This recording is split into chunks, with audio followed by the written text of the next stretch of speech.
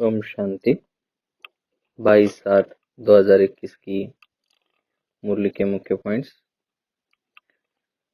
विशेष करके आज बाबा ने सदगुरुवार के दिन बृहस्पतिवार जो है उसकी विशेष महिमा बताई और बाबा ने खास करके बताया कि स्वयं सदगुरु बृहस्पति आपको पढ़ा रहे हैं, जो कि इस पूरे वृक्ष का वृक्षपति है, तो कितनी खुशी होनी चाहिए। ये विशेष बात आज बाबा ने बताई।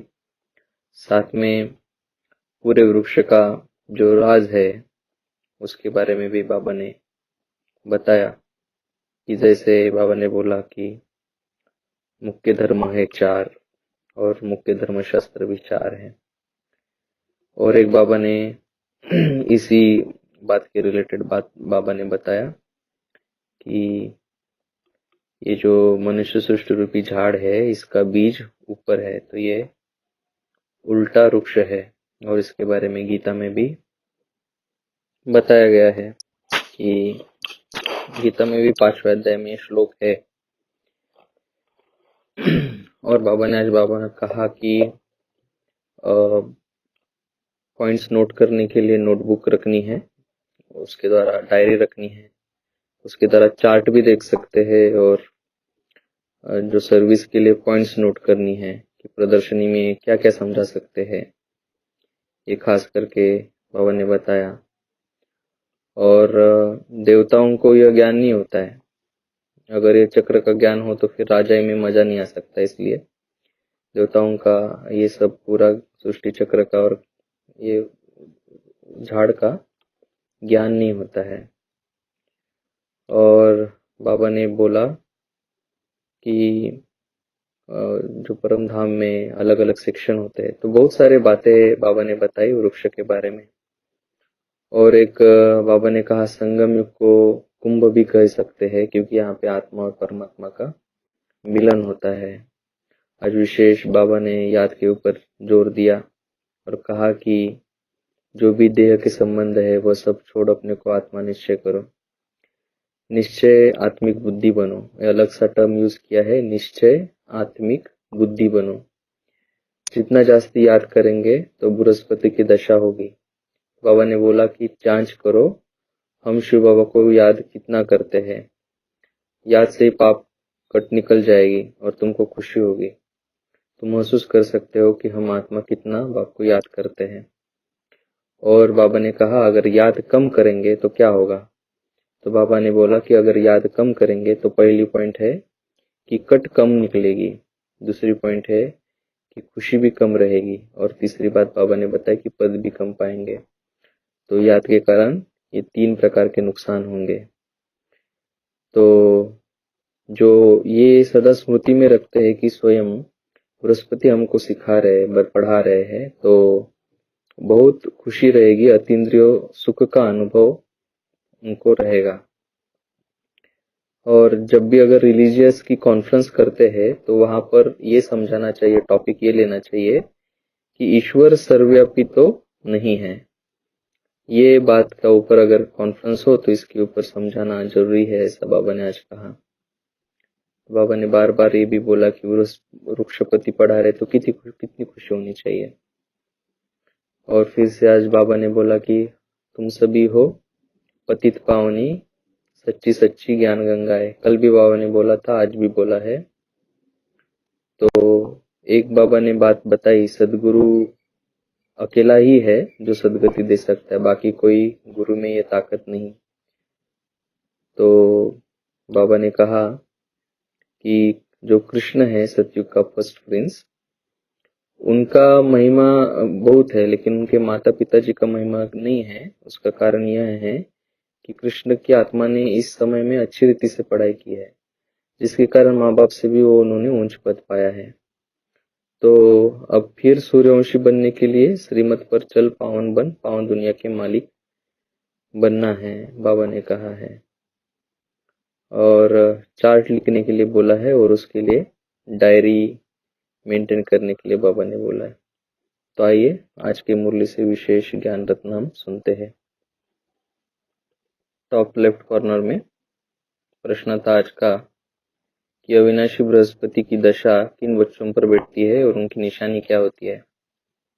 जो बच्चे देह के सब संबंधों को त्याग अपने को आत्मा निश्चय करते, उनके ऊपर बृहस्पति की दशा बैठती है और उनकी निशानी है कि उनको बहुत खुशी होती है, अतीन्द्रिय खुशी होती है उनको, और उनकी खुशी कभी गम नहीं हो सकती। तो बाबा ने आज विशेष बोला कि आत्मिक निश्चय बुद्धि बनना है, आत्मिक निश्चय बुद्धि बनना है।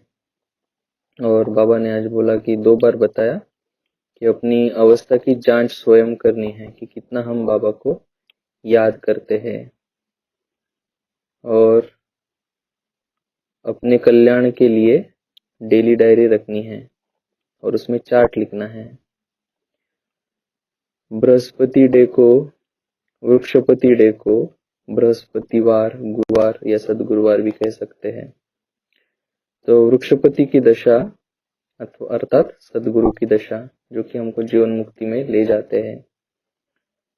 तो इस दशा, जो राहु की दशा है, उसके लिए फिर से आज बाबा ने बोला कि दे दान तो छूटे ग्रहण। और जैसे कि यहाँ पे दिख रहा है कि सबसे बड़े अक्षर में वृक्षपति बाप की बच्चों पर बृहस्पति की दशा। तो आज इसके ऊपर विशेष बाबा ने अटेंशन खिंचवाया। जैसे कि हम जानते हैं कि आज गुरुवार भी है और कल गुरु पूर्णिमा भी है, तो विशेष हम इस बाबा के साथ का सदगुरु के रूप में विशेष बाबा के साथ का अनुभव कर सकते हैं।